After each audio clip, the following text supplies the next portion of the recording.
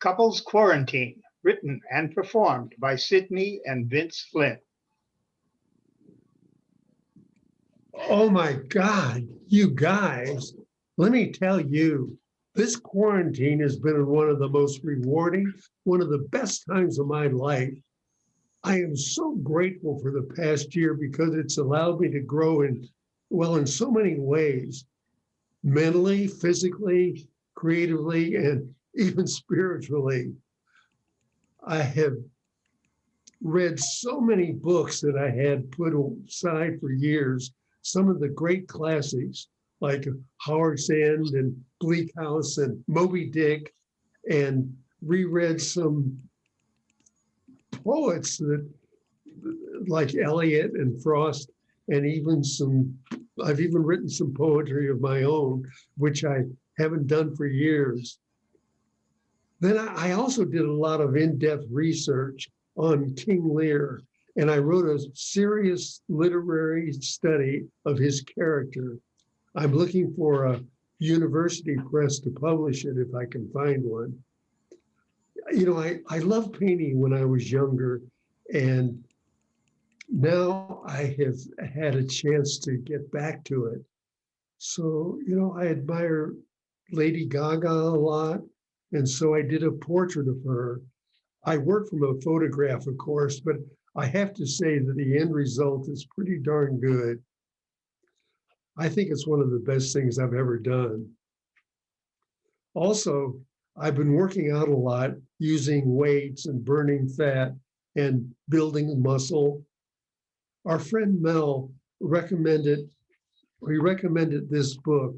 It's called Body of Science.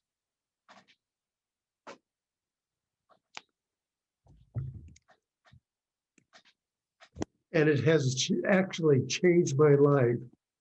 Besides that, I've been doing some walking.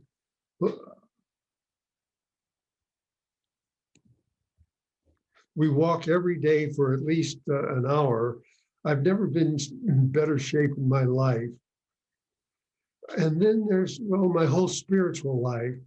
I've been reading a lot of the Bible, especially St. Paul, and I'm back on track with God, reciting the Lord's Prayer and the prayer of St. Francis. I set aside some time every evening for meditation. In addition, I've got to give myself some credit because I have really become a better husband. I do most of the household chores now, and I'm even cooking, if I do say so myself. I've created some really good gourmet dishes. Well, that's what I wanted to tell you all tonight. Listen, I have to leave the meeting now because I have to take a call from my sister. She lives up in Minneapolis. She has some stuff for me to do, but it's okay because I've heard hers when we rehearsed today. But thanks a lot for listening, and I'll see you later. Yeah, I'll be right back. Okay, thanks. That was great. And well, I was going to read my monologue, but after listening to that, I have to say something. Everything he just told you is total fabrication. First of all, he hasn't read a book in months.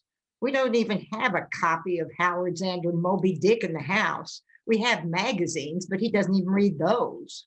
Well, maybe the New Yorker cartoons once in a while. And that literary study he supposedly spent hours on, his analysis of King Lear, all that research, all his literary sources. This is it, a high school study guide. And working out, this book Mel recommended, we paid $20 for this. Money down the drain, special order from Barnes & Noble. You know what he does?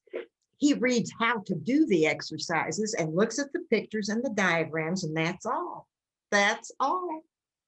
Oh, yeah, we do walk. Every morning we go to the park mall parking lot and I walk and he sits in the car and times me. Oh, his original poetry, one poem. Here it is. Take me out of this helter-skelter. Save me from the hocus pocus.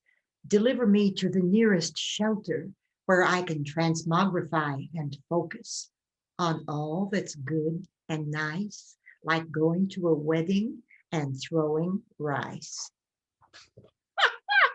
Move over, T.S. Eliot.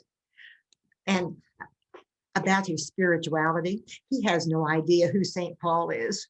Closer to God? He made that up. The only time he ever mentions God is when he's swearing, and he does that a lot. He said he meditates. You know what that is? He gets into the lotus position, closes his eyes, and a minute later, he's snoring. He's so proud of being a better husband and sharing the chores, which means he follows me around while I do the housework, usually in his underwear, singing that old Gloria Gaynor song, I Will Survive. Only he doesn't know the words. As for his gourmet cooking, his signature dish is Campbell's chicken noodle soup. The gourmet touch is black pepper on top. Oh, and then there's his painting. After we saw A Star is Born, he developed a big crush on Lady Gaga. So now that he has all this free time, he decided to paint her portrait. What do you think of this?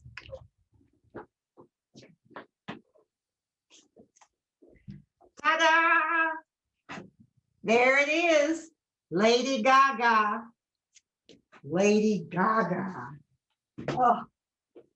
Oh, here he is. Hi. Oh, hi. I was just finishing my monologue. Oh, good. How did it go? Oh, I think it went well. Oh, good. So good. thanks. Tell everybody. Oh, Thank you. yeah. Thanks for listening, Yeah, everybody. thanks a lot for listening. Thank you. We really enjoyed the evening. Bye-bye. Bye. The end.